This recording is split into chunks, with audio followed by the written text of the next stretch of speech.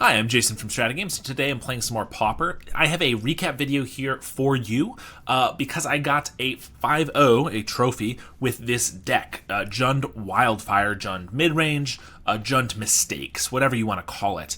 I've been playing a lot of Rogue Brews, whether my own or somebody else's, on the channel, and my play points have been dropping precipitously. So I decided I needed to find a good deck in the format and just play it in order to rack up some more points. And I decided to try Wildfire out, and this deck is really, really good. So I've only played the deck before this league, maybe 5 or 6 leagues, which is, a good amount for sure. But I got this trophy, and spoiler, I actually got another trophy immediately after it that I'll also probably make a video on. So anyway, the deck's really good. I took the list that Walker735 had most recently put on their Twitter because they are the creator of the deck, and so I assume that they are probably the most knowledgeable on it. So I took their most recent list, and then I made a couple changes as I went through leagues. They did not have a Cart Clan Shaman in the main deck, and I was just finding that I was getting run over by mono red sometimes. The deck is really, really good in the late game and also really good in the mid game, but its first 4 turns or so are usually pretty slow. A lot of Wildfire and Ichor Spring and drawing and stuff like that. And so I thought just one Cart Clan to have an out to that can be really nice on turn 1 or 2. And also just having it somewhere in the deck is nice if you go up against like Gruul ramp as well. So you'll have an out to a board that gets just way too out of control. And I also decided with the last week's video, we talked about sideboard cards making their way into the main deck, and I really have been wanting to toy with that a little bit more. So I decided to play a one of Troublemaker Oof in the main deck here. It's not going to probably backbreak anybody, but just having access to getting rid of an enchantment can be really good in case we go up against Bogles or just another makeshift munitions or anything like that. But also having the ability to strip our opponent of their first or second land, if it's an artifact land, can be pretty good too. So we'll see how that plays as well. I also added in a couple Galvanic Blasts. I know that they were in some early iterations of the deck, haven't really been in the staple list recently. I like them as a little bit of reach, especially if you have munitions. It could just be a burst of 4 damage, and also obviously more removal. The list that Walker735 had ran a bunch of Dures's main deck, and I just don't like that too much. They're not usually a dead card, but it's just there are matches that you don't really need them against. So I kind of counted those as the flex slots that I could put whatever I wanted in there. Other than that, it's pretty much the stock list that they already had, which is a bunch of Ichor Wellsprings and Lembuses, a couple Nile Spellbombs as well, using some affinity tech to be able to blow up your opponent's graveyard. Another kind of sideboard card that we're able to put in our main deck because it helps with our affinity for Refurbished Familiar, and it just cycles as well. A couple Blood Fountains to buy back our creatures, those being the Familiar, the Writhing Chrysalises, or the Nyxborn Hydra. Another reason I kind of like an Oof in the main deck is that you can recur it with a Blood Fountain in order to pick off 2 or even 3 artifacts and enchantments, which could make a big difference. For our removal, we have a couple Snuff Outs, a couple Cast Downs, and a couple Galvanic Blasts, as well as that Cart Clan Shaman. Makeshift Munitions can be removal, or it can be a win con if you get really late into the game. And of course, the namesake of the deck is Cleansing Wildfire. We want to use this on one of our own bridges to be able to ramp us a card, not lose our land, and then also draw a new card. We're playing the 8 red bridges, since those are the ones you want Cleansing Wildfire to be able to cast it.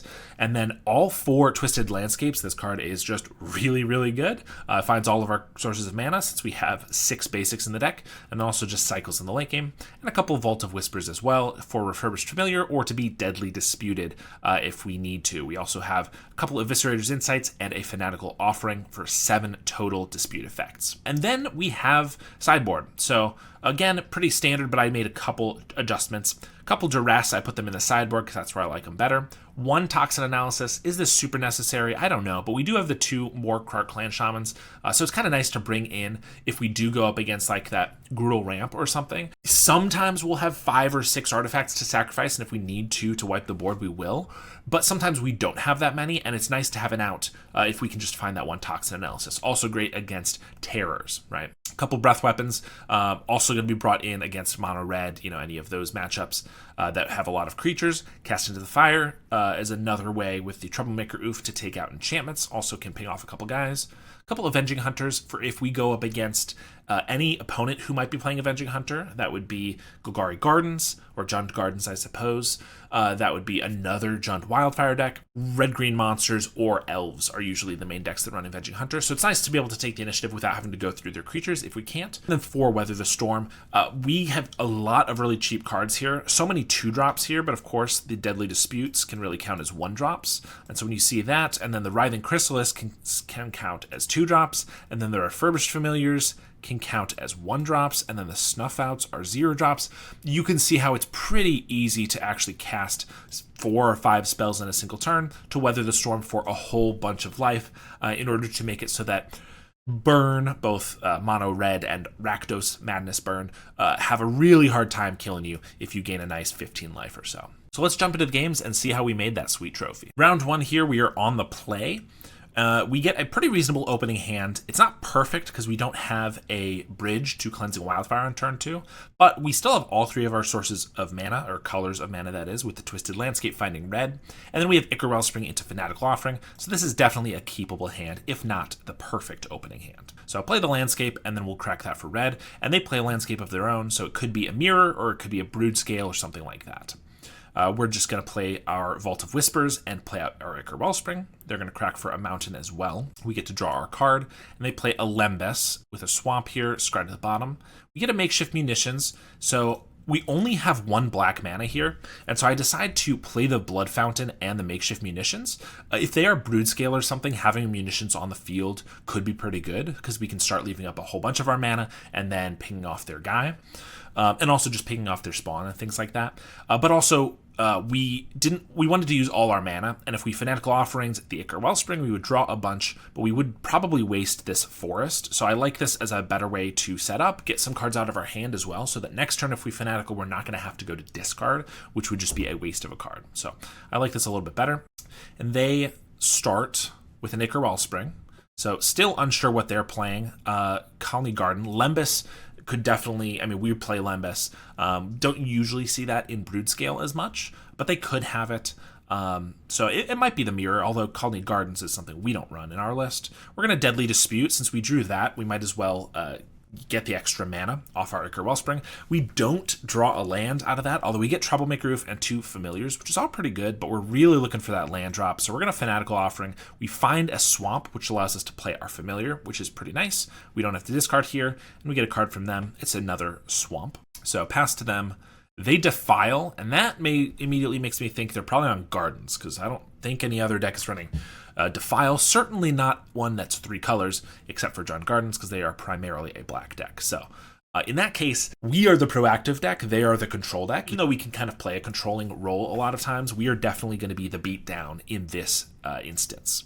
So we draw a Writhing Chrysalis. We're still trying to find our land drops, so it's pretty annoying that we are not. I could go for an Eviscerator's Insight on the map token. That's not terrible. I decide, though, knowing that we are the beatdown and that they are a control deck, I decide to play the Chrysalis. This is going to give us a lot of options next turn because we can Eviscerator's Insight, using the spawn as extra mana. We can also Familiar. We can also Hydra. We want to start getting some damage on the board, or at least going through their removal spells.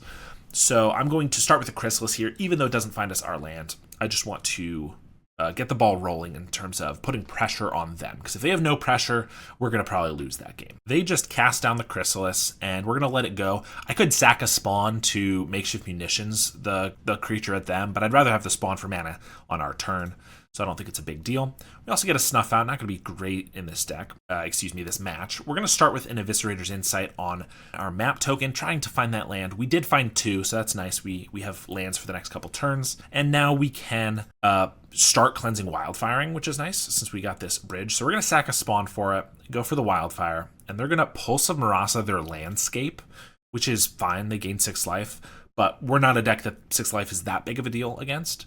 And it looks like they just want to hit their land drops. Also, we get to play this Familiar and take a card out of their hand, and they actually just discard the Landscape. So they paid 3 mana to, gain 6 life, which is not a big deal. They cycle a Troll of Khazad Dûm for a Haunted Mire. They're already at 3 cards in hand, so if they have like a Deadly Dispute with Wellspring, they can go all the way back up to probably 5 or 6. But if they don't, we might be able to do some damage here, seeing as they don't have a lot of cards in hand. Very important thing with Nyxborn Hydra, which you probably know because this card's all over the place. When you bestow it onto a creature, there's no opportunity for them to kill the Nyxborn Hydra before having to kill the familiar. So against Gardens, it is imperative that you play this on a creature bestowed, even if it makes it a little bit smaller, because they have to use 2 removal spells on it. And if they don't have 2 removal spells, then we're going to be able to keep a Hydra that'll be able to attack them for a bunch of damage. So we might want to wait another turn or two to be able to use that. But I also, I could throw it for a +5 on this familiar if I sack the spawn, and that's not too bad either. We do draw a landscape, so I could even play that and it could be +6. I'm going to start with a Lembas, probably get the bridge down and go for the Hydra next turn is my thought process here. And we get a Deadly Dispute, which will add to our mana count for the Nyxborn Hydra. So I'll just attack for 2, see if they want to pick off this creature, and they just take the damage. And I'm just going to pass the turn, leave up our Deadly Dispute, our Galvanic Blast for some damage. They cast down our familiar, so that's a perfect dispute target. We will do that. We get a Lembas and a Wellspring, nothing terrible there. And they're going to throw down a Thorn of the Black Rose, so we definitely need to get some stuff going this turn. So I have 2 different lines of play that I see here, which is 1, I could play the Nyxborn Hydra bestowed on the spawn and then attack with it. And unless they have like a Snuff Out or something, I'm going to be able to take that Monarch because I'll have essentially haste this turn. But then they can attack us back with the Thorn. I could leave 2 mana up and Troublemaker Oof, but then that's just chumping. I could Galvanic Blast the Thorn here, so I guess I could get rid of it in that case. But they're at so few cards still, going up to 3 with this Monarch, that I decide instead to take maybe the wrong play. I just go for a Blood Fountain to buy back both of our familiars to take both of the cards from their hand, or rather 2 of the 3 since they're drawing up to 3. Again, I don't know if this is right. I could take the Monarch this turn, but I kind of like putting them down to 1 card and having 2 flyers on the board. If they have a Crypt Rats or something, they're going to be able to take them both out, but we then still have the Nyxborn Hydra coming, so I don't think it's terrible either way. So we do that. They discard a Chrysalis and a Snuff Out. We get a Wellspring down and play a Lembas. I also have an Eviscerator's Insight, so we are not running out of cards anytime soon. We draw a Spell Bomb, so I decided to throw that on the ground just in case they get another Pulse of Marasa or a Witch's Cottage or anything like that. So, and we also have this Galvanic Blast up. So we're just going to pass. If they have the Crypt Rats as their last card, so be it. We will take a couple extra turns to get their Monarch. And I'm not totally sure that was the correct call. They did have the Snuff Out, so they would have been able to kill the spawn either way, but we would still have a giant Nyxborn Hydra for the next turn. They did have a Crypt Rats as their last card, so they are going to be able to blow up the board, and we're going to sack one of the familiars to the Makeshift Munitions, throw it at them. They're at 25 life, but we have a enormous board right now, plus a Galvanic Blast in hand and a Nyxborn Hydra that's going to be pretty large, so it's not impossible to see us killing them just with damage in like 2 or 3 turns. So every point of damage can help. In the meantime, they are retaining the Monarch, but we are drawing so many cards with our insights, and we actually just drew another Deadly Dispute, that I think we're going to outclass their removal anyway. So we get a Chrysalis. Let's put that down. That's a great target to set up for our Nyxborn Hydra next turn. And we're even going to play this Troublemaker Oof. They only have the 1 artifact at the moment, so by taking out the Ichor Wellspring, if they had a Deadly Dispute, it wouldn't have been great, but if they didn't, which they did not, then drawing a Deadly Dispute to them, they have to sack like their Thorn, and they don't really want to be doing that at the moment, so I kind of like that. And I like leaving up a couple mana for another Deadly Dispute or a Makeshift Munitions if we need.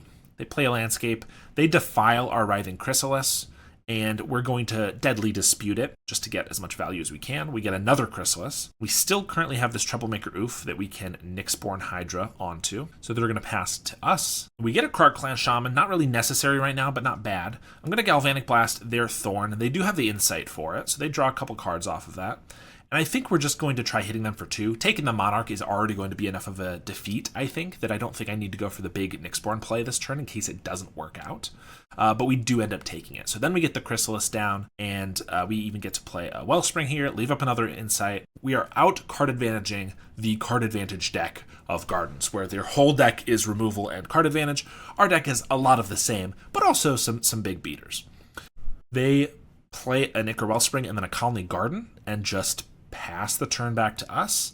We're going to, of course, Insight a Wellspring on the end step here. And I think this is probably the turn to go for a big Nyxborn Hydra. We don't want to give them infinite turns. If they have 2 removal spells, so be it. We did get another Chrysalis, though, so I actually think I'm going to lay that down first so that we're diversifying our threats a little bit. But I still think we have enough mana to pump into this Nyxborn Hydra that it's probably worth playing. Great thing about this deck, as long as you're drawing the card draw, you can keep playing out landscapes. You don't even need to cycle, and we have so much stuff to spend mana on that it's not a big deal. So we're going to Nyxborn Hydra up this Chrysalis, sacking even most of our spawn for it. Leave 2 mana for a cast down if we really need it, or a Lembas or whatever.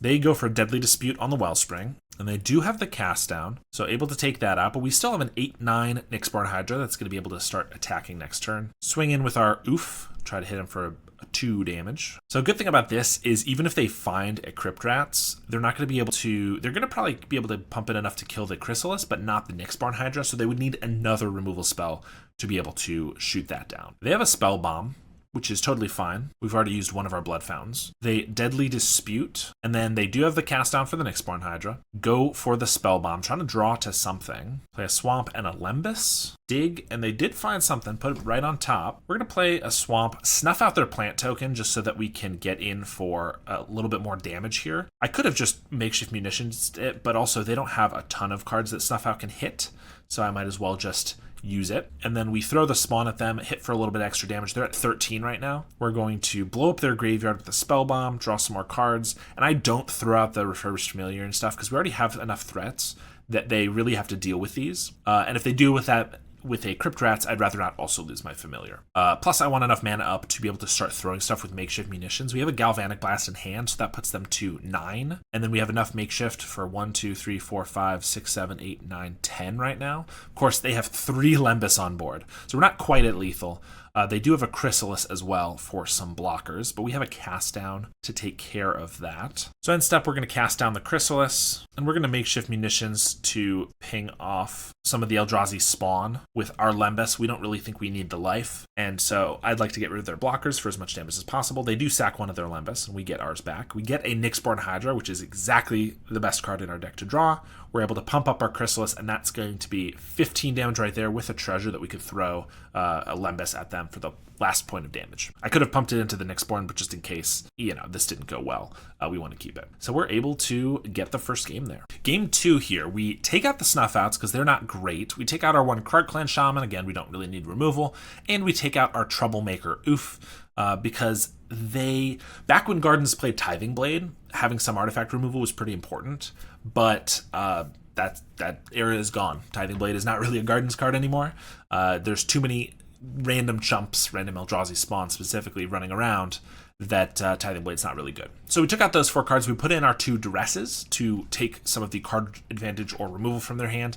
And then we also brought in our 2 Avenging Hunters, since they are more than likely playing Avenging Hunters as well. And even if not, we're a very controlling deck. I would prefer to be able to get the initiative if they can wipe all of our creatures, and probably just retain that by killing their own creatures as well. So we get an okay hand here. All of our mana, Duress and Blood Fountain, we can disrupt their early plays, and then some nice damage and pressure that we'll get on turn 4. So we're going to keep this one. And I think sequencing your lands is very important in this deck and not always the easiest. In general, in a vacuum, you want to start with a bridge, because if you have or could just draw a Cleansing Wildfire off the top, you want to be able to do that on turn 2. But with the hand that I have, I think I have 2 black 1-drops, and I don't have 2 black mana until I've cycled the landscape. So I think I want to start with a Swamp and Duress them, and the next turn I can play the bridge and also play the Blood Fountain. I'm using all my mana that way, and I'm also taking an early card from them that could help them get a quick lead. So I think that's how we're going to start here. We draw an Avenging Hunter, which is nice, and we, in fact, do Duress them. We see a Campfire and a Deadly Dispute that we can take.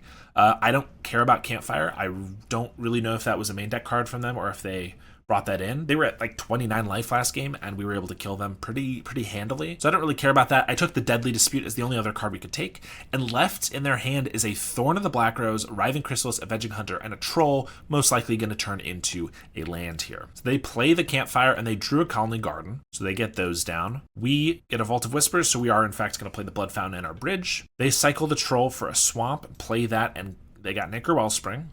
So we know they have the Thorn of the Black Rose and the Avenging Hunter, so we do need to get creatures down as quickly as we can. Looks like that's not going to happen until turn 4, but just so that they don't just reign supreme with a Monarch super early or anything like that. So we drew a bridge. We're just going to play that here. They duress us. Luckily, we're duress proof.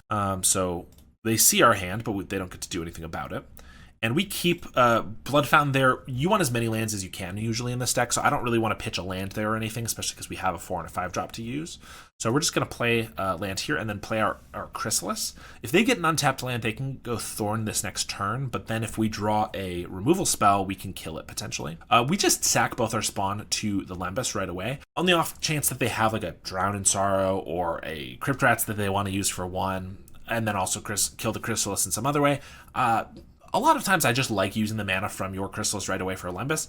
It just makes it, like people have said all the time, it's a 2 mana 4/5, and that's still super powerful, even if it's not, 3 chump blockers or whatever. And I like getting the scry and seeing what I'm going to want to do on my next turn, because I got this Deadly Dispute, so we could play an Avenging Hunter next turn, but we might not want to. We might want a Deadly Dispute, especially because they have an Avenging Hunter in their hand, which usually means that neither of you wants to play it, because if they play it and then I play mine, I take the initiative from them, and if I have enough of a wall of creatures they won't be able to get in, then they don't have the initiative anymore. So it's whoever plays their Avenging Hunter first kind of loses the initiative. So more than likely we'll have a bit of a standoff with that. They got a Deadly Dispute, so they're drawing pretty well here. Found their swamp and played that.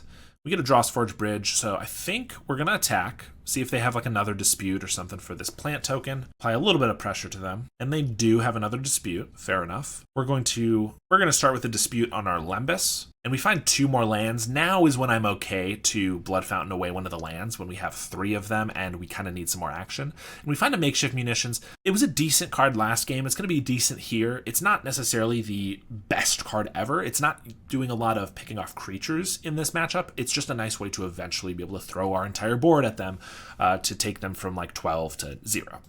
So we have the mana, might as well get it down now. And let's see what they want to play. They play with their Chrysalis first. They don't want to play down one of their emblems and then have no blockers to be able to defend, which is very smart. We get a Cleansing Wildfire, which is pretty good. We get to ramp and also draw a new card. So we're going to grab that. You generally want to make sure when you're ramping to have, first thing you want to know is, do I have 2 green mana? 2 green mana is important because that's what it costs to bestow your Nyxborn Hydra. I do have a green in hand with the Slagwood Bridge, so I could have gotten a swamp here, but you want to have at least 2 green on the field, and after that, I would say generally you want as much black as possible, assuming you aren't only on like 1 red or something. You want 2 of all the mana, and then you want as much black as you can, because that's how you do Deadly Dispute loops over and over. We actually drew another Cleansing Wildfire off of our first one, which is great. I don't mind spending this whole turn building up our land base, because we are getting card advantage, and also we have a Nyxborn Hydra that's going to be as big as possible with all these lands. And we have a Blood Fountain on the field. When our creatures start dying, being able to recur those creatures and cast them in the same turn is really helpful. So we're going to take another land, and we drew a landscape here. We get to play our bridge, so this landscape might get cycled after all, because we are hitting our land drops quite efficiently here. But we're probably going to hold this Hydra and hope they don't have a removal spell, which is tough when they're all the way back up to 7 cards.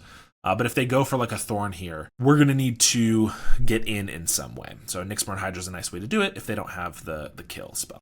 So they instead just play another Chrysalis, really building up those forces first, which is fair. I mean, they now have 2 potential 6/7s, which is pretty enormous. They're going to crack some of those spawns right away, all of them in fact, and they go for the Thorn of the Black Rose, knowing that the Avenging Hunter, we're going to win by playing our second, so they're going to go for the Thorn, hoping that their 2 giant creatures and their Death Touch creature is going to be enough. We draw our Familiar, which is not nothing here, and we decide we don't have much else of a play. We're going to hope they don't have a removal, and we're going to go for an enormous Nyxborn Hydra on this Chrysalis. If this works out, it might be pretty good. I will say we have a 12-13, so it doesn't get through if they triple block, which they do, but it does allow us to kill off 1 Chrysalis and the Thorn, and then leave back an 8-9, which is bigger than their creature. And they didn't have a Snuff out there, or a Defile or anything like that to throw off the math, so it's possible we're lucky and they don't even have a cast down or anything. But in any case, we killed a couple other creatures, and we have an 8-9. Not terrible. they start with a Lembas here, and they have another Chrysalis. So glad we killed one of them off, but the second one's going to be quite the pain, or the third one, I suppose. And I kind of think if they had a removal spell, they would have used it right there to get in for 6 damage. So again, that kind of tells me they don't have a removal spell here. I'm going to swing with the Hydra because we can get it back with the Blood Fountain, and we got to get through their creatures in some way. They sack their 2 spawn, crack a Lembas to gain some life, and go for the double block. I'm going to throw all the damage on the big Chrysalis because I only have to sacrifice 1 permanent to this makeshift munitions to be able to kill the Chrysalis. So, and I'd rather take out the bigger one. So we're going to play our own Chrysalis and throw a spawn at their giant one. And they don't have a Deadly Dispute or anything, it just goes down, which is nice. We get to play our Familiar as a way to take a card from them and apply a little more pressure. Hopefully we can get through with one of these guys. But again, can't really play the Avenging Hunter yet. This way, though, we do get to leave up that Blood Fountain to pick up our Chrysalis and our Hydra for next turn. So maybe we can go for another big Hydra play on our following turn. They have a Crypt Rats with 5 black mana up, which means that they can kill everything on our board, which definitely could be a little annoying here. So on the end step, we're going to sack that spawn, since we might as well, in order to use the Blood Fountain. They don't crack the Crypt Rats in response, because they could have done it for 4 there in response and kept their Chrysalis around. So I'm not sure if that means they have like the Toxin Analysis in the deck, or if they're just happy to lose their own Chrysalis. I'm not really sure. Maybe they just had already F6'd on their end step. We get a Forest here, so we're going to play our own Chrysalis. If they let this resolve, then our one Chrysalis is going to be big enough to survive their Crypt Rats, and they do. I don't know if they just clicked through when they weren't supposed to, but this means that they have to now have another kill spell for this 5/6 going up to 6/7 Chrysalis to die. So we're going to use this opportunity to go for the Nyxborn Hydra again on the Chrysalis, because it'll be way too big for them to kill, and we can maybe get that sweet Monarch. So it's 13-14 now, swinging in. And they do have the cast down, so that kind of makes sense why they let it happen. But again, we have a 7/8 Hydra, not the end of the world. They cycle a landscape here, and they finally play that Avenging Hunter, seeing as they think they need the creature, I suppose, probably to block the Nyxborn Hydra, so that kind of makes sense. The good news here, though, is that we can kind of get in with all of our creatures, and if they want to block our Familiar with their Chrysalis, then they have to either trade the Avenging Hunter for our Chrysalis, and this Nyxborn hits for a bunch, or whatever. So we can kind of get in with the whole team. We draw Duress, which is great. It lets us know what's going on in their hand. And the answer is absolutely nothing. 4 lands and a Troll of Khazad Doom, which, isn't another land right now, which is nice, but their hand is absolutely garbage, which is phenomenal for us. So we're just going to send the team. Honestly, I don't even really care if this Familiar dies too much, because of their Crypt Rats. They can ping it off anyway at any moment. So we're going to attack with that and then throw it at the Crypt Rats when they block with the Chrysalis to pick it off, make sure that it won't be able to kill our Chrysalis or anything like that. And they don't block the other 2, so they're taking 11 damage here. That's not too little at all. We get the Monarch and the Initiative, remember. So instantly get to find a basic. Fortunately, all 6 of our basics are on the field. But we're going to get to play our Avenging Hunter and go through the initiative again. We're just going to buff up our Hunter. We know their hand is garbage, so they have to draw some card draw spells or removal. So we get to buff up our Hunter, and if they want to take these emblems back, they're going to have to throw away one of their really big creatures. And on our end step, we draw a Deadly Dispute. I think that's probably our best draw. They cycle their landscape into a Lembas, and they're swinging with the team. I'm going to block the Hunter because it's the Trampler. So it's the harder one to block in the future, like if we have spawns or something like that. I don't go for a Deadly Dispute here. I think it's fine if they take the Monarch and the Initiative for another spell. I really don't mind too much, and I'd rather leave up the Deadly Dispute in case they did draw a removal spell. And they have a Troublemaker Oof, which they cast, and they use on our Hydra, which is fair, probably the right choice. In the moment, I was kind of relieved that they didn't take my makeshift munitions, because I think this is doing me so much work too. But I understand, the Hydra's a 7/8, you kind of got to get rid of that. So we get to Deadly Dispute it, which is actually nice because it puts us in the grave in case we find our other Blood Fountain. And we get another Deadly Dispute and a Cleansing Wildfire, so the value does not stop rolling. We can Deadly Dispute that treasure on the end step for another 2 cards. They have a Colony Garden as another chump blocker, and their Monarch draw. We get a Familiar and a Lembas, and a Bridge. So we're going to start with the Lembas, see what we have cooking on the top here. Bridge goes to the bottom, we don't need that. Wellspring, not bad. Obviously good if we get another Deadly Dispute. Also just good for the makeshift munitions, so not too bad. We have a ton of mana, so I don't mind that. Spell Bomb's not bad. Again, it cycles, and also it blows up their graveyard, which is some nice utility. I just throw the Wellspring at their plant so that they can't block with it. And then I Eviscerator's Insight our Lembas, just drawing more cards. If we get like a Chrysalis or something, we're going to want to use that. We get a Cast Down and a Galvanic Blast. That's pretty good for us. I was also looking for removal because I want to take out their creature, because if they are able to chump with it on the Chrysalis and then have like just one Cast Down on the Avenging Hunter, then we're not going to take the emblems, and we really would like to get those, as well as dealing a bunch of damage. So finally found the Galvanic. I just use that on their 2/2. I don't think I need the damage to throw at them. I have a Cast Down for their Chrysalis. They do have a Snuff Out for our Hunter, but the other Chrysalis is still able to get in, so we get our emblems. They lose 5 life from the Undercity, and I'm going to Familiar them, make them discard a card, and I'm just going to Cast Down their Chrysalis while they're tapped out so that they cannot deadly dispute it. And I'm even going to sack my treasure to play a Nile Spellbomb just in case they have that Pulse of Marasa that we know they have from game 1. They do have another Chrysalis, but they're in a rough spot here. Bad news for us is that our Cleansing Wildfires don't get us any more lands because we have all 6 of our basics on the field. So they just cycle for 2 mana, not the end of the world, but not as good as they could be. But they're just playing a Chrysalis and a Troll and passing it back to us. And then they sack a Lembas on their second main, because they're worried about us just makeshift munitionsing them down, which is totally fair. We have 5, 6, 7, 8. So if we get one more, yeah, we could have just shot them in response to their Lembas on our turn. So they were smart to do it there. We got a Blood Fountain, which is probably our best draw. I feel like I've said that a couple times already. But it gets us back our Nyxborn Hydra and our Avenging Hunter. So I get to just play the Hunter and go immediately into the Throne Room. And we get a giant for Refurbished Familiar, take their last card out of their hand. I'm going to Cleansing Wildfire their land, just to make their mana a little tougher. And I'm just going to pass back to them. Next turn I can play an Enormous Hydra and just kill them out of nowhere. Not really out of nowhere, they're going to see it coming. They go for a last ditch effort to attack with both their creatures. I don't know if there's anything they could possibly have to kill us here. I guess if we just take all 10 of that damage, they could certainly have a Crypt Rats. But I see no reason to not just block with everything. Even in the case where they killed all of our creatures, I am not too concerned. We can just get them with the makeshift munitions, get them with the Nyxborn Hydra next turn, or whatever. They sack their Lembas to gain 3 life here, and we Spellbomb them in response to their Lembas getting shuffled back, just so that they can't loop them and gain a bunch of life in case that was a possibility. And they scoop the game up. So quite the fun match 1, I will say there. Kind of showing, I think we drew pretty well, but they drew well in that second game. And to get out of the mediocre hand that they had at the start. And I think that just kind of shows how much more powerful Wildfire is than Gardens at the moment. I think Gardens is a good deck, and I like it a lot. Gardens is actually the deck that I started playing Pauper on, but it's just lost a lot of, it's just fallen quite a bit. And I just think Wildfire is a superior Jund deck. Here we have a bad hand. Any hand with 1 land is probably unkeepable, certainly with our tertiary color being green. So we're definitely going to throw this one back. Opponent also on the mull to 6, so don't feel too bad about it. This hand is pretty bad too, though. We have 2 of our colors of mana. Nyxborn Hydra is okay, but not really a card you want in your opener. Cleansing Wildfire is, we have no red and no bridge. I guess if we have no red, we would have no bridge. We have a Snuff Out is the only card we can cast, so this one does not really feel keepable either. Our opponent also mulled to 5, so I'm going to feel comfortable going down with them.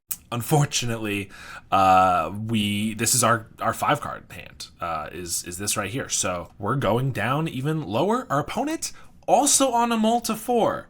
So again, if I'm going to mull to 4, at least they are too.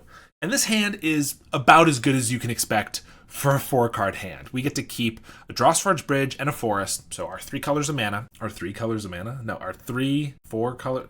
All right, 3 colors of mana. I know how to do this. 3 colors of mana, an Insight probably for some card draw, and then either a Lembas or a Spellbomb. I don't think we even can really afford to keep a Cast Down, but they're on 4. They would need to...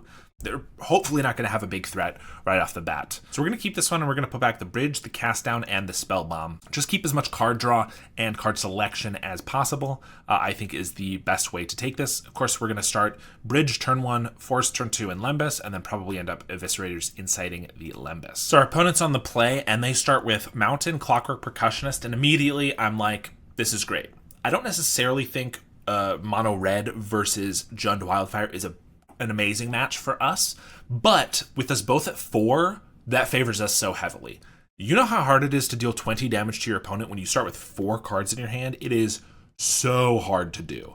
All we need to do is survive, and that's not too hard when this is what they start with. A great card, but just not going to deal 20 damage over the course of the full game. You know what I'm saying? So we also draw a Wellspring, which is really nice. It'll give us a little bit extra value to our insight. So we're going to start with that bridge and then pass back to them, and I'm feeling it pretty good. They do play a Tomb Raider, though, which is pretty good for them. They attack for 3, and then they have a Kuldotha on their Clockwork Percussionist and a Galvanic Blast off the top.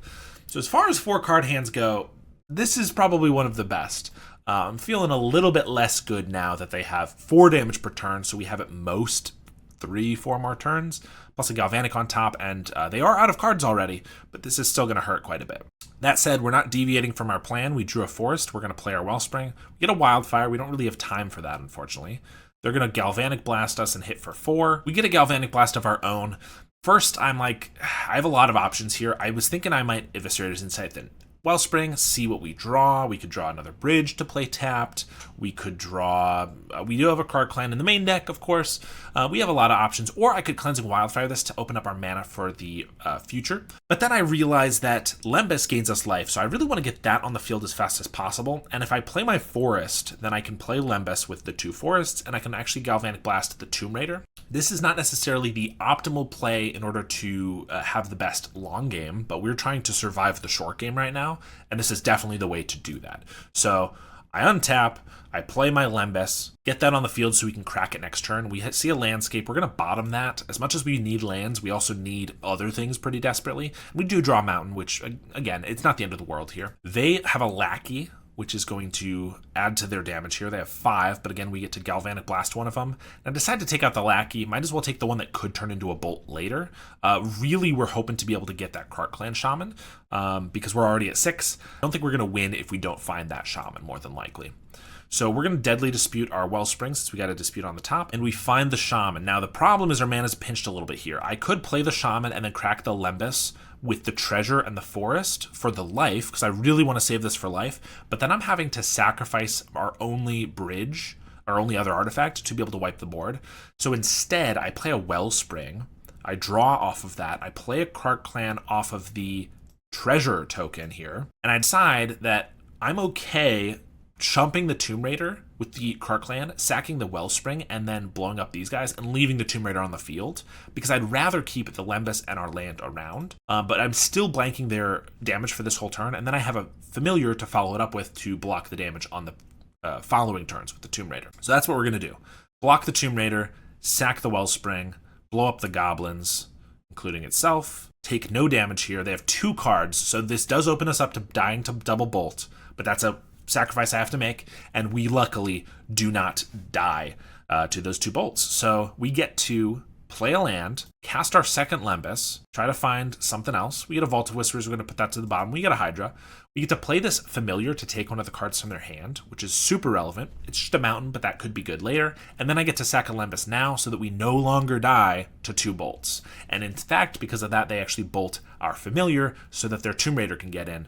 Their Tomb Raider's only getting in for 1 damage right now because they don't even have an artifact, so that's not too big of a deal.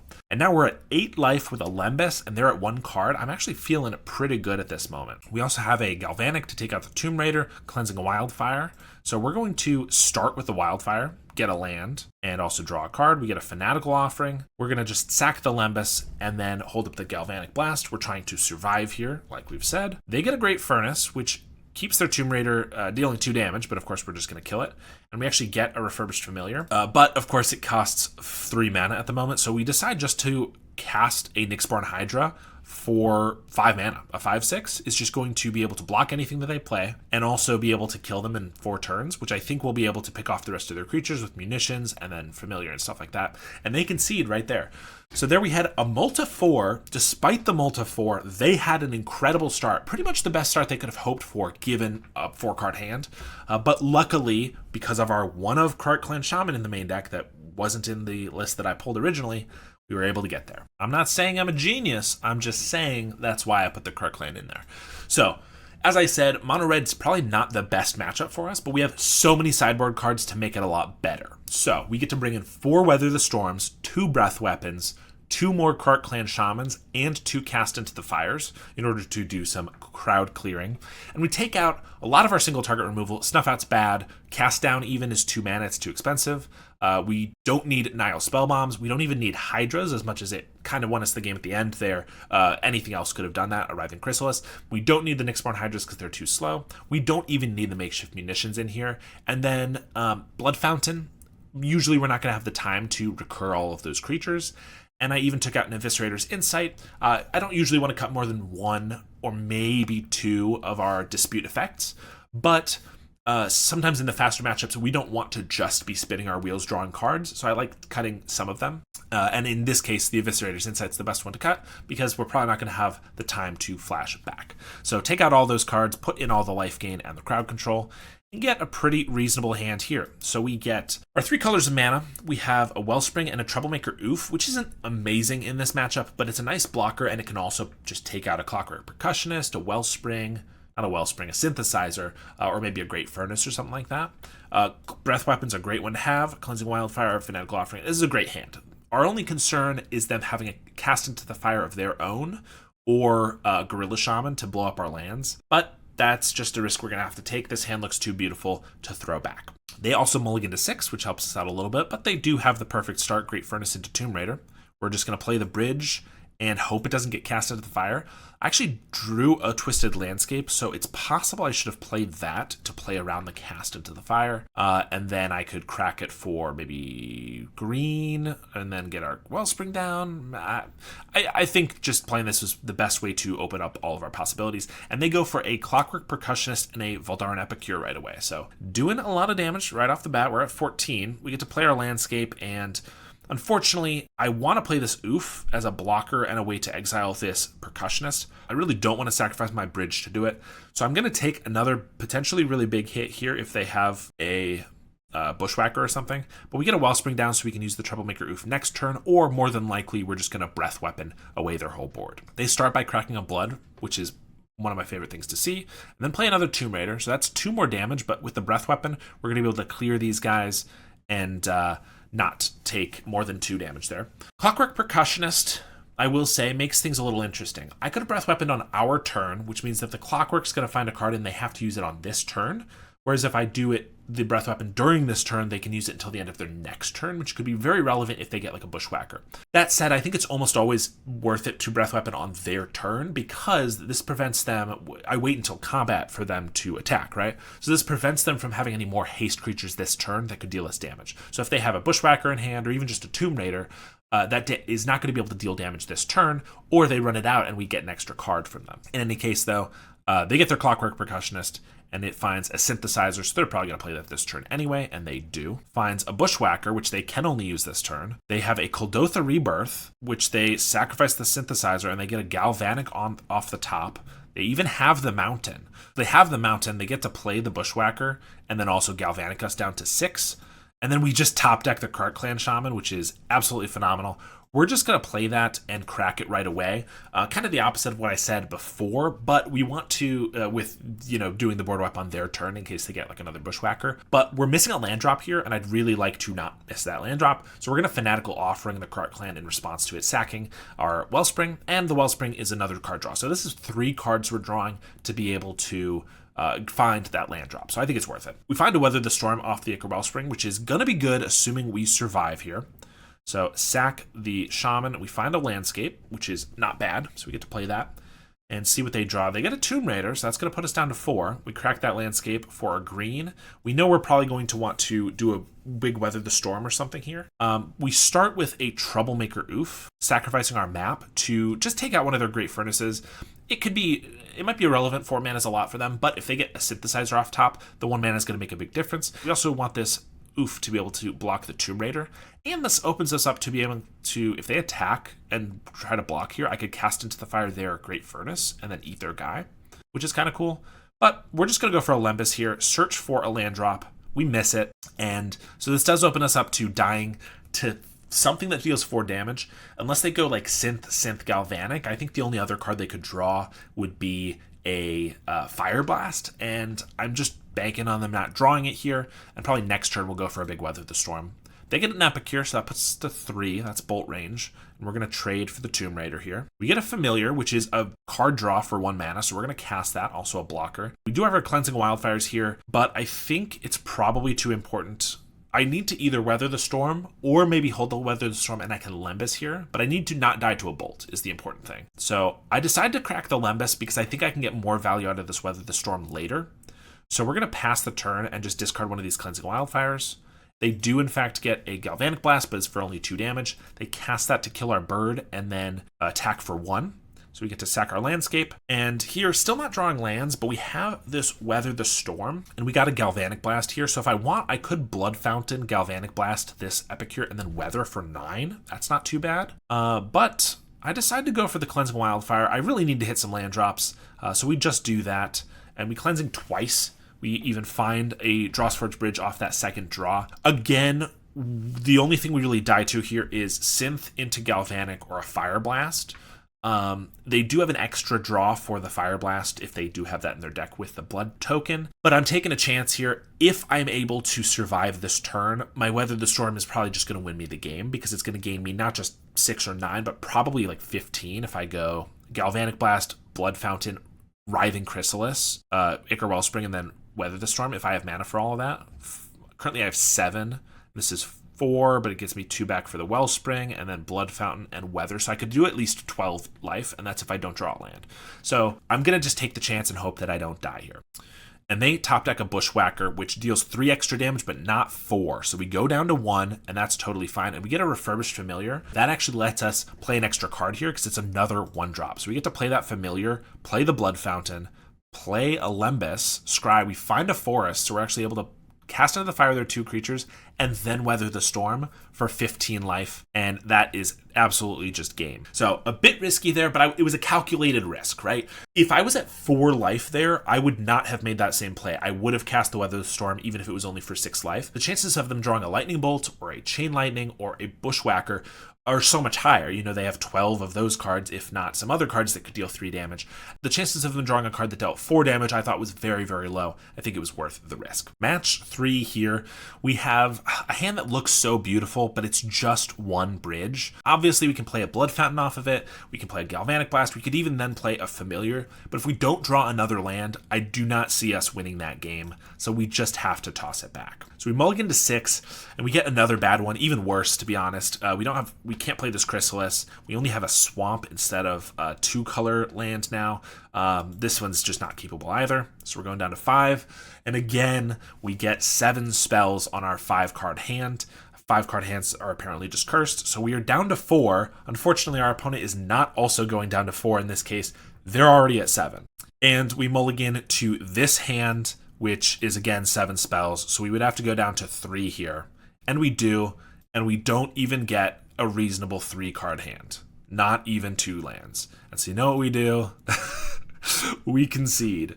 All right, that was a fast one. That was game 1 right there. To be honest, if I were playing as optimally as I should have, I probably should have played that game for 2 or 3 turns.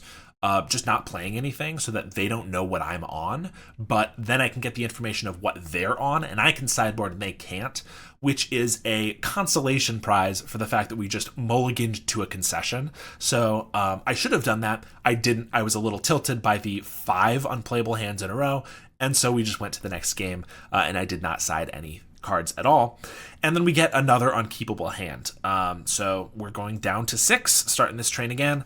Luckily, we get a keepable 6. So here we're going to probably keep all our lands and just toss back this munitions, or knowing that we have the Cleansing Wildfire, I could get greedy with it and get rid of the forest. I think I actually might do that because I kind of like having the munitions. The thing about this deck is oftentimes I'll open up a hand with a munitions or a Krark Clan Shaman or a Nile Spellbomb, and those cards can be amazing in some matches. If I have a Spellbomb in my opening hand against Dredge, the chances of me winning that game are so much higher. But if I mulligan and I have to put back a card, Do I put back that card because I could be playing against fairies, and if I play against fairies, now Spellbomb doesn't do anything, and so it's just kind of a dead / cycler card that's not very good. So it's really tough in these openers to think, is Makeshift gonna, when I don't know what my opponent's on, and maybe I should, do I keep the Makeshift because it could be really good, or do I get rid of it because maybe it's not as impactful? In this case, I decide to send it back. I think it's more important that we keep our lands. If we do go up against a blue deck, maybe they counter our Wildfire, and then we get stuck on 2 lands. We do have stuff to do with 2 mana, but I just think it's a little bit more safe. Makeshift is a really good card in some matches, but I think the matches where it's not as necessary are a lot more plentiful. So I think it's an okay one. It's also a card that's just much better in the late game, and if we don't survive the early game because we, throw back a land and don't end up getting our 4th, then it's probably going to feel bad if we still have the munitions in our hand. So we're going... So I say all of that, and then I pressed play, forgetting that I apparently actually put back the Twisted Landscape and kept the munitions after all. So scratch that, reverse it. Apparently the opposite of what I said. I decided it was worth the risk, and maybe the munitions will be helpful after all. Again, I think either way is reasonable. I just think this one's a little bit of a greedier play, not necessarily the one that I should have gone with. Our opponent plays an island, so they are indeed on blue something. Let's see if they have a Spell Pierce. We Cleansing Wildfire right away, and they don't, which is great. So we get to get our swamp, and we actually get another Wildfire. So if we're able to get that off next turn, we'll have, five lands maybe next turn. They play another forest and just passing, so no 1-drop is weird. With 2 islands on the board, I'm going to assume that they're mono blue. And with mono blue, there are 2 main decks that come to mind, which is Fairies and Terror. Both of those play a lot of 1-drops. Fairies has a bunch of Fairies that are 1-drops, as well as Brinebearer Intruder and things like that to ninja back. And then Terror plays Brainstorm and Thought Scour and Mental Note and Lorien Revealed and all these other cards. So not seeing anything on turn 1 kind of gives me a sign that they don't have the best hand anyway, which is kind of nice, but it doesn't really tell us what they're on. If they're fairies, for example, they could have a Spell Stutter here. Luckily, nothing we have has 1 mana, but if it did, if I had a Nile Spellbomb here, I probably wouldn't play it out because it could just get Spell Stuttered, and that's just lost value. Now, if they want to spend a full counterspell on one of our cards, I'm okay with that. That's not the end of the world to me. So we're going to just play our bridge out and go for the Wildfire. Again, if they want to counter that, that's fine, but they didn't last turn with the Spell Pierce, so I know they're going to have to use probably a full counter on it, and I'd really like to keep getting our mana up, especially when they're not really doing anything with their time, and they just let it go. We even draw another bridge, so we're hitting our land drop next turn, and they do flash in a Spell Stutter Sprite, so this gives them an opening to go for a ninja, but we don't have removal in our hand anyway, so that's not the end of the world. And I will say, I'm probably made the right play because we have 5 lands in hand, and Makeshift Munitions is amazing versus fairies. Everything they have is an X1, and if you can just pick them all off, not even casting spells so they can't counter them, it's very hard for them to win. So we're basically just waiting for them to tap out at any time, maybe even baiting them with all our other spells, and then if they do, we get a Makeshift on the field. We'll probably win pretty handily from there. They do Moon Circuit Hacker back their Spell Stutter Sprite, so they get to draw a card there, and they leave up the Spell Stutter, but again, we're not playing any 1-drops here, so it's going to be okay. We're going to play our Familiar, take a card from their hand, which is a Spell Stutter Sprite. I would bet if they discarded 1, they have at least another 1 in hand, but we don't know that for sure, so we don't have to play as much around it. Then we play our Wellspring. Again, we're kind of just throwing out some cards, seeing what we might be able to bait them with so that we can get this Makeshift down. But if they're not going to play ball, we're just going to pass to them and leave up our 2 black spells here. They play a Fairy Miscreant, and then they of one mind. So that's a reason. I never usually think about killing a creature in response to like being able to have an of one mind, not in response to the cast because that doesn't matter, but like if they only have a human and then they play a fairy, maybe I should kill this in response in order to prevent it from of one minding. But I think it's fine. They attack with their hacker here. I'm going to block and assume they're probably going to Brinebearer Intruder to trade, or rather to kill our guy. But if they do that, we have a cast down for theirs. But they don't. They just let it trade, which is totally fine by me. We're going to Fanatical Offering on the Wellspring here. This might be a little sloppy. I probably should have done this in response to the Fairy Miscreant, because now they could Spell Stutter this.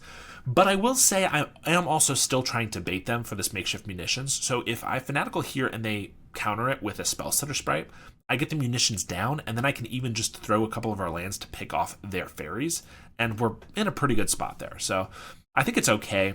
even if maybe it's not the right play. In any case, they do have the Spell Stutter. We get a Deadly Dispute. We're going to lay down the munitions, and knowing that we're going to start throwing our lands at them pretty quickly here, I'm just going to Deadly Dispute one of our lands. We draw into a Blood Fountain and a Landscape, and Blood Fountain's great because now we can throw a treasure and a blood token to kill their 2 guys, and we still have a Blood Fountain to get back our Familiar and maybe our Hydra if it gets countered and things like that. Pick off their creatures now while they're tapped out so that they can't snap them back or anything like that. And then they pass to us, 5 mana up, but they really can't play. They're mono blue too, right? What are they going to do to a makeshift munitions that's on the field already? This deck doesn't usually play Boomerang, so I don't really expect them to be able to get it off the field. And if they can't, it's probably just going to be able to kill them pretty quickly, or rather prevent them from doing anything, and eventually will kill them. I throw out a Spell Bomb too now, because if they want to try to Spell Stutter it, I can just throw things in response, and no matter how many fairies they have, I can probably stay ahead of them. And Spell Stutter will cycle for us and be another damage that we can throw with this makeshift. They do Brinebearer Intruder, and since this has 2 toughness, I don't immediately throw stuff at it with the makeshift munitions. If it was just a 1/1, I probably would just throw our Spell Bomb. But really, this doesn't do anything to us. It's just here to become a ninja, and if they want to swap for a ninja, then I can start throwing stuff at them.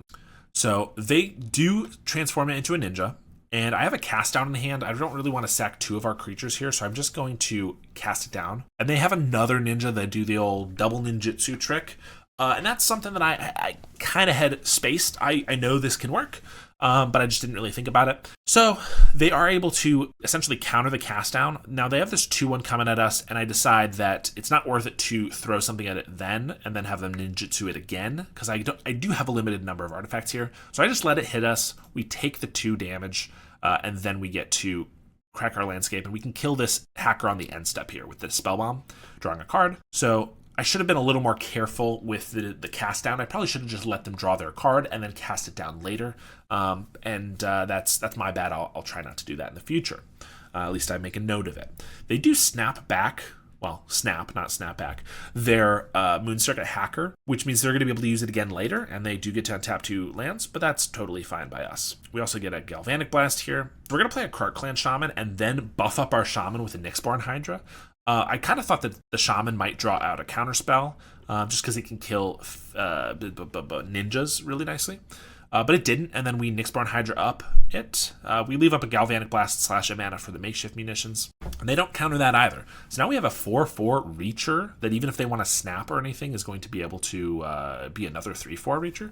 So pretty tough for them to get through now, even aside from the munitions. Then again, they get a Snaremaster Sprite, so they're able to tap down the Krark right away here, which is totally fine. The nice thing about this too is your Krark does not necessarily die when it sacrifices artifacts, because it's a 4/4 now. So if you only sacrifice 3 or fewer, it's not going to die. We try to Galvanic Blast their Brine Barrow before they're able to ninja. We know that they have not 1 but 2 ninjas in their hand right now because they showed them both to us. They have a Dispel, which is fine. They can now ninja, but we still have this Krark Clan Shaman, so if they go for a ninja, I will sacrifice a couple lands here. And they go for the Moon Circuit Hacker, which is perfect because I only have to sacrifice 1. So we're going to sack a bridge and pick off their hacker, and that's that. We get a bridge here, and we're going to just throw it, or rather the other one, at their Snaremaster Sprite. We still know they have a Ninja of the Deep Hours in hand, so keep that in mind. So we get to just play our bridge and pass, and we have a Blood Fountain for... the problem with the Blood Fountain is that we only have 1 Refurbished Familiar right now, so we actually don't want to sack it because we don't get full value. So they Brine Barrow, and we decide to just really keep them off any more ninjas or anything, because we are out of cards. We need them to not draw cards, and we sack 2 bridges there to wipe their intruder. They have a Fairy Seer here, scrying 2 to the top, and then a Fairy Miscreant, and we know their last card is a Ninja of the Deep Hours. So we're going to pass, and we get a Writhing Chrysalis, which is really good. So we're going to attack for 4, try to start putting pressure on them since we know what's in their hand. We get a Chrysalis, which is going to make it really hard for them to attack, and it's 2 more mana that if we really need, we can pick off 2 fairies with. They have another Fairy Miscreant, and we're going to throw one of our spawn with the other one to pick off their Miscreant. We want to kill their fairies anyway, and I'd rather not them I'd rather not let them get a free card draw. So we're going to pick that off. Again, 1 card in hand. It's a Ninja of the Deep Hours. And we have 2 4-power attackers here.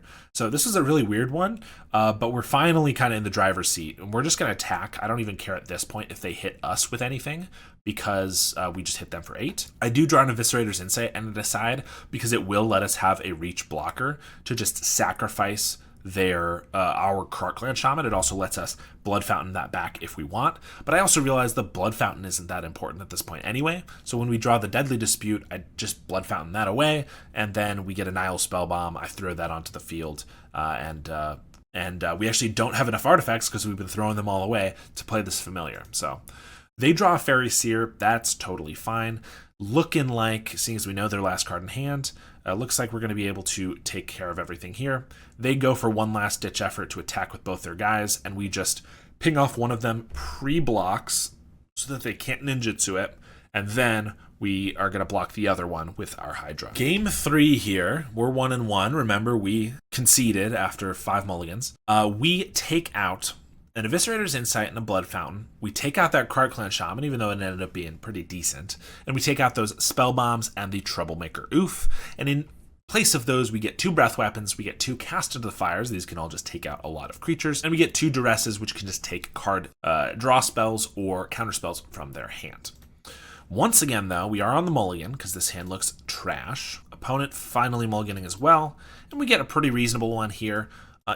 In a vacuum, not the most amazing hand ever, because we don't have anything to Eviscerator's Insight, and things like that. But against fairies, we have 2. Again, you saw Makeshift Munitions absolutely dominated that game. We have a Cast into the Fire, which is pretty good as well. So I think we're going to keep this one. Question is, honestly, do we get really greedy again and get rid of a land? I don't think so. Not this time, because we don't have the Cleansing Wildfire. I think that's the only reason it worked last time. So do we get rid of an Insight or do we get rid of a Chrysalis? I think probably the Insight, because the Chrysalis is a blocker, even if it is not till turn 4. And that's what we're going to go with. We just don't have anything useful to sacrifice to the Insight, and we might not for a while. We do get a Familiar, which is not bad, but it's not going to do much yet because we don't have enough artifacts for it. They start with a Miscreant and then go to a Snare Master Sprite, not ninjutsuing or anything, and we get a Breath Weapon. So we have a lot of ways to clear creatures as long as they can go off.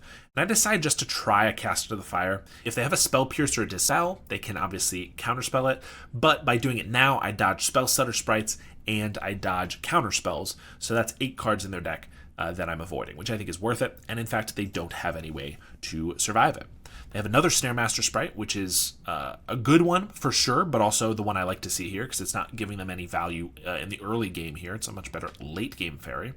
And they didn't even have a land drop there, so they're getting a little behind. Now, I could throw out a Makeshift Munitions, knowing that they didn't have a Spell Pierce for this Cast of the Fire last turn, but they could have an Annul. It's totally a possibility.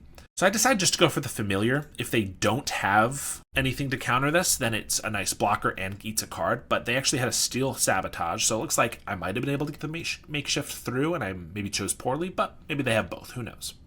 They pick up their Snare Master with a Moon Circuit Hacker, find their land, and then leave that 2 mana open. We get a Galvanic and throw it right at the Hacker. I'm trying to kind of bait something out. I was trying to bait a Spell Stutter Sprite so that I could Breath Weapon both of them away. Fortunately, they use a Snap here. We know that they only have 2 cards left in hand, one of which is a Snare Master Sprite, so only 1 card left. So we just let them pick that up, and I go for the Makeshift Munitions. They have to have an Annul or a Counterspell here, or apparently a Hydro Blast, which it seems like they were sandbagging for the Makeshift since they got so wrecked by it last time. But that's fine. We know their only last cards are Moon Circuit Hacker and Snare Master Sprite, and those aren't amazing in this instance. For example, it'd be great if they had a flash card here so that they could get their their Moon Circuit Hacker out quicker, but they did not. So they're going to just play that again. We get to find our green source and play this Chrysalis here. We also get a Duress, which is not bad, but we're going to start with the Chrysalis, just hope they didn't draw a Counterspell, and they did not. So they're not able to attack here. They also just use their Snare Master Sprite, so we know that they're not actually able to tap down the Chrysalis, which is nice. We're going to throw out our Duress here. We don't have a lot else going on. This could draw out a Spell Stutter Sprite, which I could then Breath Weapon away. Or maybe it just eats like a spell, a counter spell or something. They have an annul, a Moon Circuit hacker that we know about, and an island. So we get to take the annul, which is nice. They did in fact bring in annuls, so we knew that was we assumed that was a possibility with the makeshift munitions. And now we're just hitting land drops.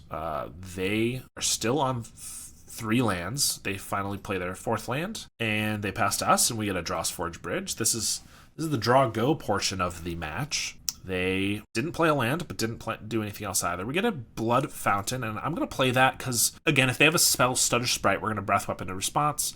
They have a full counter spell, and that's totally fine. Blood Fountain was only really getting us a Refurbished Familiar anyway, so it's not a big deal. Finally drew something. We have an Ichor Wellspring that eats another counter spell. I'm very okay with a Wellspring eating a full counter spell, though. Not the scariest thing we could be playing. We get another Wellspring. Let's see if that one survives.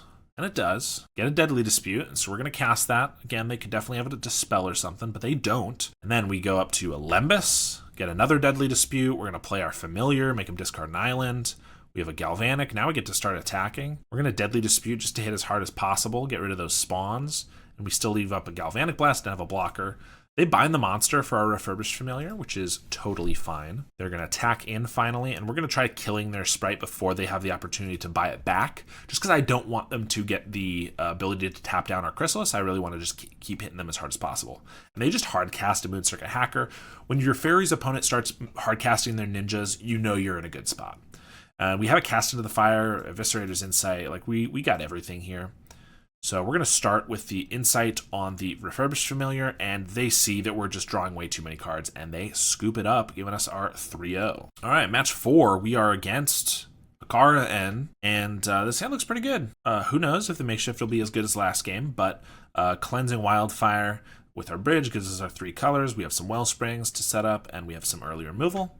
We're definitely keeping this one. Opponent on the mold of 6. They play an island, and they play a Fairy Miscreant. So it looks like more fairies. Let's see if we can do the same thing to them that we did to the first opponent with this Munitions. They instantly have the Hacker, and so they're going to draw a card, and they miss their land drop. So I'm just going to kill their guy right now with the Blast, and then Blood Fountain away. I don't want them to get a single extra card off that guy to help them find another land drop, and they get a Fairy Miscreant down. I could honestly have just thrown out the Makeshift there because it couldn't be countered, and I probably would just win the game there. But I also think that if they're on one land, they probably are going to keep tapping out anyway. So I might as well get a little greedy or play the Cleansing Wildfire first. And so that's what I do. They go for another attack here. No Ninja this time, and they pass, actually. So I go for the Makeshift, knowing that the only thing that they could have in their main deck would be a Spell Pierce, and I have 2 mana up for it. Other than that, there's nothing, I don't think, for 1 mana in their main deck that's going to be able to hit a Makeshift Munitions. So I do that, and then I just ping off their Fairy, and I pass to them. Next turn I can start flooding the board with Wellsprings and things like that. They do have a Brinebearer Intruder, so not wasting that mana. And a Fairy Seer, we're going to be able to kill that. And they scry 2 to the bottom with the Fairy Seer, so still not finding that land. And we're just going to throw the Blood Fountain. I really don't think we're going to need to pick anything up with it this game, so I don't mind throwing it out. We play a Wellspring, play a Wildfire, we get a Familiar, make them discard a card. They attack. I'm going to just let them deal 1. If they want to swap it for a Ninja and then I can kill that Ninja easier, that's fine too, and they don't. We're going to play out a Chrysalis here. I mean, I think they were dead a couple turns ago. I can't imagine they can possibly come back from this at this point, but they're trekking on for a little bit. We play out a Lembas, attack for 2, Cleansing Wildfire, get our lands. We even find a Blood Fountain. Let's play that. They do have the Snap to get our Chrysalis back, and so they can get maybe a Ninja down this turn, draw an extra card or so. They don't. They just hit in for the 1, hold up a counter spell, I suppose. But that's okay. We'll take the bait, throw out a Chrysalis. They do have the counter spell. We're going to play a Wellspring. We're going to Fanatical Wellspring. We have a Snuff Out. We're going to attack for 2 and just pass to them. We also have some chump blockers for their ninjas. They're being quite the trooper. We're going to just chump, attack for 2. They have an Intruder, so I'm going to deal them nothing. Second main, I'll play my Wellspring. Get a Troublemaker Oof, so I'm going to cast that. I'm going to bargain even though I don't have a target just to sack a Wellspring, draw an extra card. But a 2/2 blocker looks pretty nice here. We get a Hydra as well. This is a tough one, you know. It's hard beating your opponent when they have only 1 land on the battlefield, you know. We play our Insight, draw a bunch. We have Deadly Disputes to use. That gets counterspelled very well. I accept. And here I just go for the Mercy Kill option and go for a Nyxborn Hydra, still leaving a good amount of mana up. But enough to be able to kill them in probably 2 turns. They do have another Brine Barrow, so they shrink it to 7 damage here. Of course, we also have the Makeshift up for next turn. We Deadly Dispute. We have Spell Bomb as well. And worst case, we got a couple Chrysalises next turn, I suppose. They of one mind, full cost, finally realize that they're not getting out of this game, and they concede. Or rather, they are getting out of this game, and the way they're doing that is by hitting the concede button. Sideboard, we make the exact same changes. We bring in our Duresses and all of our things that can kill 1 or 2 toughness creatures, especially with flying. And we take out the cards that are pretty useless against them. This opener hand looks okay, not amazing. We do have the Breath Weapon, which can be really good if we time it correctly. And we have a lot of card draw, so I don't think we're throwing this one back. Our opponent, unfortunately, though, on the Multi 5, we know how that goes. They do have an island and pass to us. We play a landscape. That's going to find our black source. So we drew a forest, so we're on all 3 sources of mana at this point, or at least will be in a couple turns. We're going to start with a Wellspring. If they have a Counterspell, Spell Pierce, or anything, I'm okay with that. They throw out a Spell Setter. Looks like they're getting a Ninja going, ideally.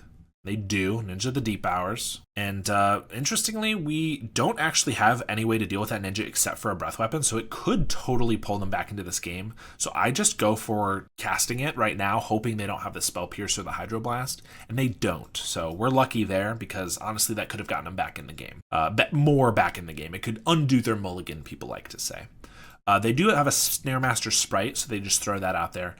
We know they have a Spell Setter in hand, so now we can't really play anything that's 2 mana very comfortably. So I'm just going to play my Bridge and cast the Familiar. If they have a Null or a Counterspell, they can definitely counter that. But I don't want to throw out a Wellspring that just gives them a free Fairy as well. They're going to attack, and no Ninja this time. We get a Bridge. Now I'll throw out a Wellspring. If they want to Spell Stutter this, I can Eviscerator's Insight our other Wellspring, hoping that they don't have another Spell Stutter. But we throw out our Blood Fountain first, and they actually countered that, which I don't think really matters in this match. Again, I can get back 1 Familiar, but that's not a big deal. But luckily, shields are down. I'm going to use that opportunity to draw 3 cards and set up for next turn. And Hydra's a pretty good one. It just blocks really well since it has Reach. They do have a turn here, though. If they have a Ninja, they can really turn the corner, and they do. Moonscircuit Hacker picks up a Spell Stutter Sprite. So again, we can't really play a 2-drop, but we get a Writhing Chrysalis, so that's a great one. Play that out. They do have the Counterspell for it, though. But now they're tapped down to 1, so I'm going to use this opportunity to cast our Lembas while they can't Spell Stutter it. We find a Fanatical, so we're going to play that, hold that, keep that on top, and then play out a land. And they're going to swing. I'm not going to chump here because I'd rather Nyxborn Hydra up the Eldrazi spawn and make them have to have like 2 snaps to be able to get rid of it. And our Hydra can dodge a Spell Stutter Sprite. So I'm going to just throw out the Nyxborn Hydra for as much as I can on the spawn, hoping that they don't have a Counterspell. I actually save back 1 black mana because in the case that they have a snap or anything, I can sacrifice the spawn with the swamp and use the Fanatical Offering and maybe get in when they tap out or something. And I'm not going to go on the offensive here. We're already at half life, and our 4 damage is not more than their 3. It's not enough more than their 3 damage that we're going to be able to win the race, and I don't want them to sculpt their hand as they are winning the race. So we're just going to hold back. They have a Fairy Miscreant and another, which is pretty good for them. They draw a card. We're not going to sack our spawn here, not until they do something. We do get a Duress, which is pretty good. I know that they have a Spell Stutter, but of course, if they want to Spell Stutter that's better than them Spell Stuttering something else. And they show us Island 2 Spell Stutters. So not the best for us or for them. I mean, they would prefer snaps and things to get past this guy. Maybe another Snare Master or Brine Bearer or something. I guess Brine Bearer doesn't do much here. But we can bait them if we want to just throw out our Wellspring. And if they don't use the Spell Stutter on that, then we can just kind of wait with our Fanatical. We also have a Galvanic Blast that we just got. We have a Bridge, and we also have an Eviscerator's Insight in our yard. So we're just kind of waiting. We benefit the most from waiting, so I'm okay with it. They play a Snow-Covered Island, so we know they're down to 1. And on the end step here, we're going to crack a Lembas, gain a little bit of life. Our life total is a little soft, so I don't mind doing that now. We get a Familiar, which is pretty good. I know that they have 3 fairies, so by doing a Spell Stutter, they actually can counter it. But we have a Galvanic, so in response to this I can Galvanic, and if they want to use their other spell setter to save the Galvanic, then we can at least get our Fanatical off, draw 3 cards, make up for the cards we just lost, and ideally get like a Breath Weapon or something. They don't. They actually just let the Galvanic Blast take out the Stairmaster Sprite, and then they don't get to counter the Familiar, which they could still then have cast their Spell Setter Sprite if they like made a mistake, but apparently they are understandably think that they need to keep one spell setter for whatever the scariest thing in our hand is, because they probably know that we're baiting for them, which is true. That's exactly what we're doing. So they discard a Brine Barrow, and we know they have a spell setter in hand. If we really want, we could have Eviscerator's Insight for 5, crack this, they spell setter, and then we could also Fanatical Offering. So we could get one of them through if we really want to punch it, but we're not in a rush, and I don't really want to sack this spawn if we don't have to. So on that end step, we don't even throw out the Insight. We get a Lembas, and we're going to play that. We find another Familiar, so we're going to play that, and again, if they want to spell setter, that's fine. And they do. In response, I'm going to Fanatical, because maybe I can find a Breath Weapon or something good. So we're going to sack the Wellspring. We get a Deadly Dispute, a Snuff Out, and a Chrysalis. All amazing cards. And honestly, I'd love this Familiar to take the last card in their hand. So we are going to go for a Snuff Out. But first, let's do another Deadly Dispute. Find even more removal if we can. We don't, but that's okay. We find a couple more landscapes. Snuff out the first spell stutter, and the Familiar resolves, taking their Ninja of the Deep Hours, which is fantastic. And we're just about to turn the corner here. I think, not that we haven't been in control, but I think when we get this Chrysalis down, we're going to feel comfortable enough to start attacking for a little bit of damage too. We crack our landscape, grab our last basic land, and play out that Chrysalis. And now we attack for 4, or rather 6 here. We don't want it to take too long, and I think we have good blockers, plus we have a cast down. We can kind of deal with everything they have currently. And they don't feel comfortable attacking, so now we're going to go for that Insight from forever ago. We get a Deadly Dispute, we get a Lembas. Another Familiar on top is great. Familiar's phenomenal in this matchup. It's a blocker that trades with everything in their entire deck, and then also it takes a card from their hand. They do have an Annul, which is one of its weaknesses, but that's okay. We get to attack again for 6 here. They go ahead and trade for the Familiar, and I'll just pass to them. We have a landscape we can cycle and a Lembas we can crack if we want to. And we'll start with that landscape. We get another Snuff Out. Might as well crack that Lembas just on the off case that they like draw of one mind, snaps, and like attack for a bunch. I don't want our life total to be too low. Now I feel pretty comfortable attacking with everything, especially since we have this Chrysalis. And they take it. I probably should have sacked this spawn to make it lethal, and I just kind of went right past that. But I think we're going to be okay. They're going to make that last-ditch effort, attack with the team. We're going to block 2 of them. They can ninjutsu this Fairy Miscreant if they want. And we're going to sack our spawn, sack a Lembas. And honestly, we can just let them draw a card here. We don't need to like cast down and like fight over this, because all we need to do is hit them for 1 damage. And I think we're going to be able to do that with our 2 removal spells. So they concede the game, and we are able to get there. Round 5 here. We have not a great opener. We do have 2 lands, but no black, which is our number 1 color, is pretty rough. And then we have 1 Galvanic Blast and nothing else we can play. So I don't think that's capable. We got to get rid of it. This hand is not a ton better, but we do have all 3 of our colors of mana. We have a Familiar, which we can almost play. We have a Cast Down. We have a Kark. I think it's on 6. I think it's keepable. I don't really think I'd keep this at 7 probably, but we can't go too much lower. I will say that we've mulliganed a lot this league, but the deck mulligans pretty well, except for that one game where we went down to 3 cards and then just conceded. The 4-card hand was pretty good, and in general, I think the mulligan is not bad. So I think we're going to keep this one and get rid of one of the Chrysalises, just because they're the cards that we're not confident we're going to be able to cast very soon. And they start with an island and just pass. We get a Cleansing Wildfire, phenomenal draw. Hope that they don't Spell Pierce it, and they don't. They Brine Barrow Intruder. So we are playing against fairies yet again, mono blue that is, but that's okay. We search up with our Wildfire a forest, and then we draw our Snuff Out. This is a reason we maybe should have gotten a swamp, is on the off chance we draw our Snuff Out, because if they go for a Ninja now, we're not going to be able to kill it till next turn. They're going to get a free card off of it that we could have otherwise prevented. But the reason I got the forest is that if we draw another untapped land here, no matter what it is, we can Chrysalis. So it's a little of a balance there. I don't think we were wrong to get the forest, but it's possible that I should have thought about the possibility of drawing the Snuff Out. They're going to just attack. And they do have the Moon Circuit Hacker, so they hit for 2, but they don't have a land drop. And they kept a 7-card hand.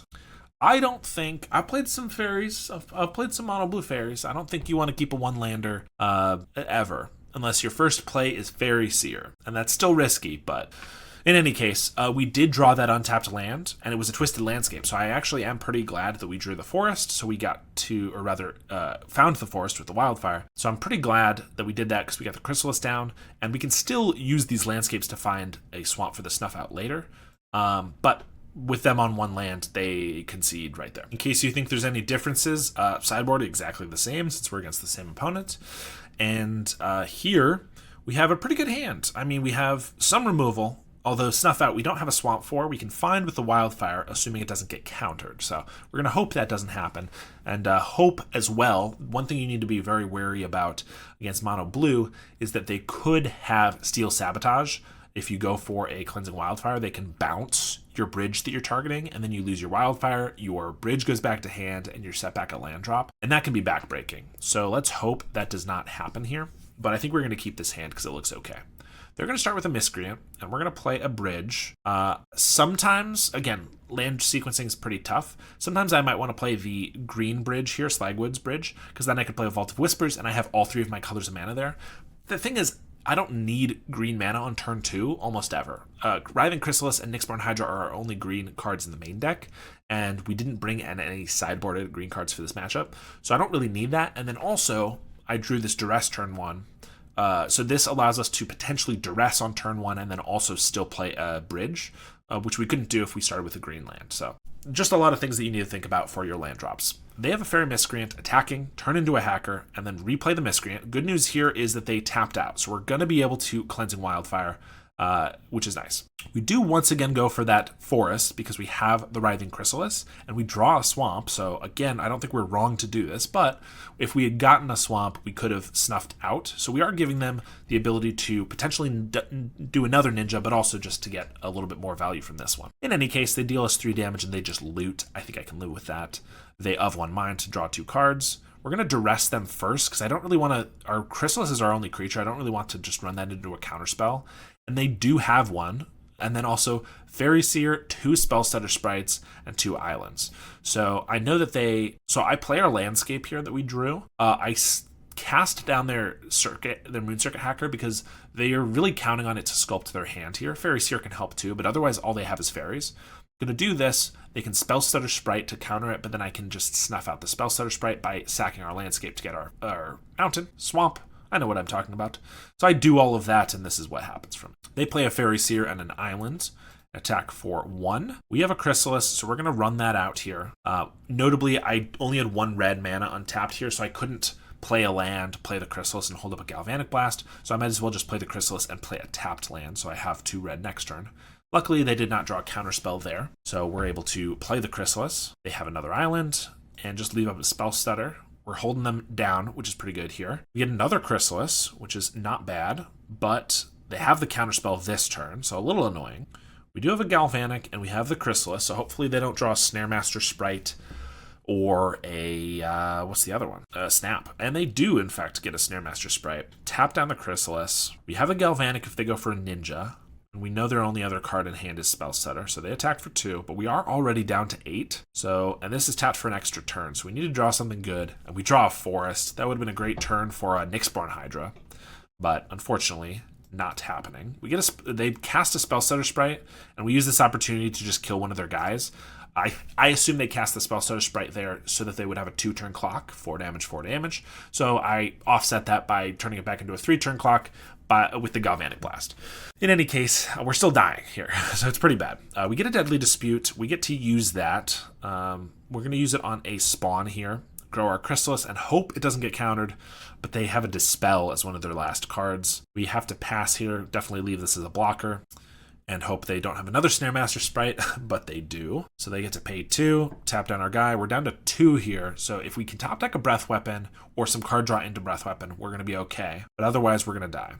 Wellspring's a fine start, so let's start with that. Into a Deadly Dispute, that's great. So we're going to do that, try to preserve as much colored mana as we can. Another Ichor Wellspring, a Lembas. So let's play the Lembas because we might need to crack that for life, and we actually find a Refurbished Familiar, so that's a blocker. So we're going to play that, take their last card, which is a Bind the Monster, pretty relevant. Also play a Wellspring, we just draw a land there. They're going to swing with the team. We get to block the Spell Setter and crack the Lembas, so we stay at 2, trade for their guy. Problem is here that we only have one blocker, so we still need something or we're going to die here. We get an Ichor Wellspring, so we're going to play that, draw a card. We get to cast into the fire, which is pretty good. That'll take out 2 guys. We're going to cycle our landscape. As long as they don't have a counterspell here, we're going to be okay. We get a Nyxborn Hydra, and I go for a cast into the fire on their 2 sprites, and they have the Spell Stutter. And I concede there because we have a Nyxborn Hydra we can cast just independently as like a 1-2. But they still are going to have 2 flyers. And then I kicked myself a little bit, realized that I should have cast into the fire on their upkeep. But it actually wouldn't have made a difference because I either needed to cast on their upkeep and they would have spell settered so that they wouldn't have the extra attacker. That's the reason I would do it, right? But then they either have 3 attackers against my Writhing Chrysalis, or I would have been casting the Nyxborn Hydra as a 2-drop on our turn, in which case they would spell stutter that, and then I would cast into the fire 2 of their guys. Oh, actually I could have survived.